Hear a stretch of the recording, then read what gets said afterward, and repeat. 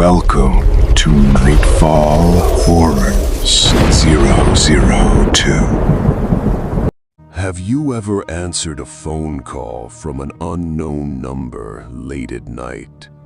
What if the person on the other end was someone who died nearly 30 years ago?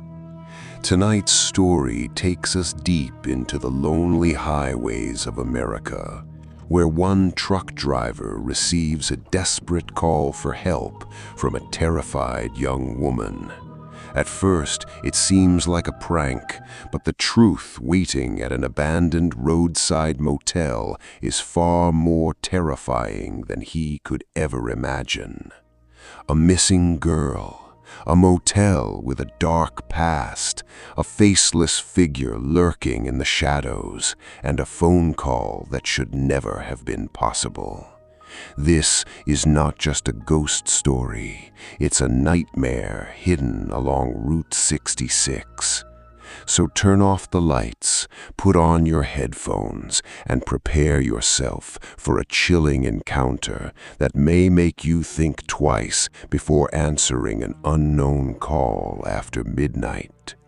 This is Route 66's last call, and trust me, the ending will stay with you long after this story is over. My name is Jake Harrison, and I've been driving trucks across America for almost 10 years. One cold October night in 2025, I was hauling a load through the lonely stretch of Route 66 between Oklahoma and Texas. It was around 1 a.m. The highway was nearly empty, just miles of darkness, abandoned gas stations, and old roadside motels fading into the night. Then my phone rang. Unknown caller. I almost ignored it, but something made me answer. "Hello?" A young woman whispered through the speaker. "Please, help me." Her voice sounded terrified. "Who is this?" I asked. "Where are you?" "I don't have much time," she whispered. "He's looking for me." The call suddenly ended. I stared at my phone. A prank call, I thought. Then it rang again.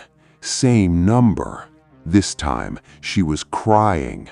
"I'm at the motel. Please come get me before he finds me." A loud crash echoed through the phone.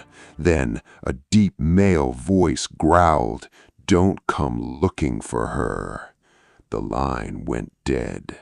My stomach tightened. Curious, I checked the location attached to the call. It was coming from an old motel less than 2 miles ahead. Minutes later, I pulled my truck into the parking lot of the Desert Moon Motel. The place looked abandoned. The neon sign flickered weakly. Most of the windows were broken. The entire property felt frozen in time. I grabbed my flashlight and stepped inside. Dust covered everything. The front desk was empty. No lights, no sounds, nothing. Then a door slowly creaked open somewhere down the hallway. I froze. A blast of cold air rushed past me.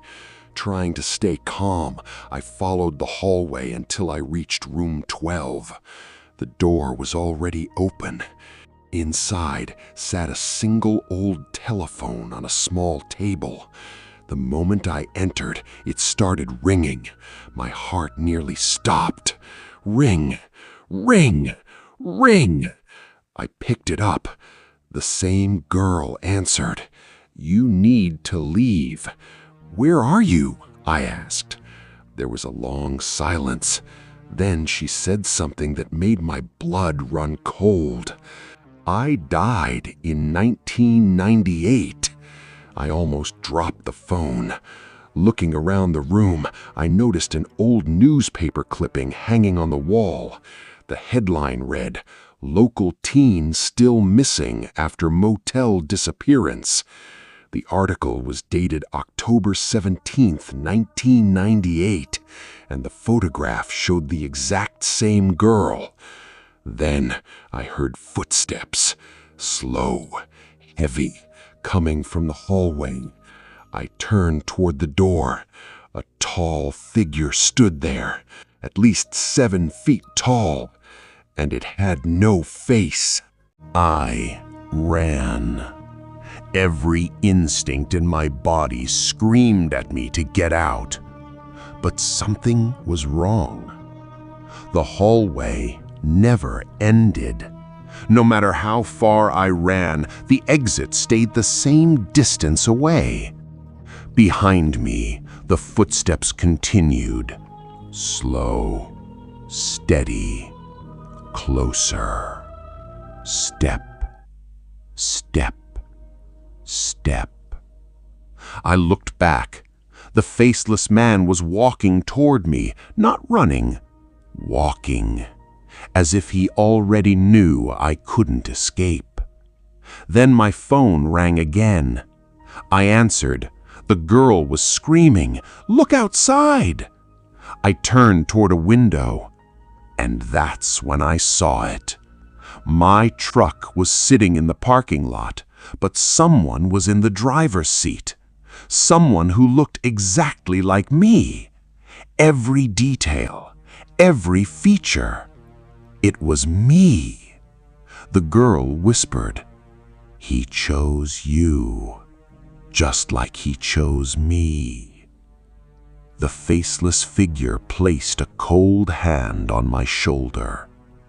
Everything went black. The next morning, state troopers found my truck abandoned beside Route 66. There was no sign of Jake Harrison, no body, no evidence, nothing. But investigators discovered something strange. The final incoming call on my phone was time-stamped October 17th, 1998. The same day the missing girl disappeared. To this day, truck drivers traveling that stretch of Route 66 report receiving late-night calls from an unknown number.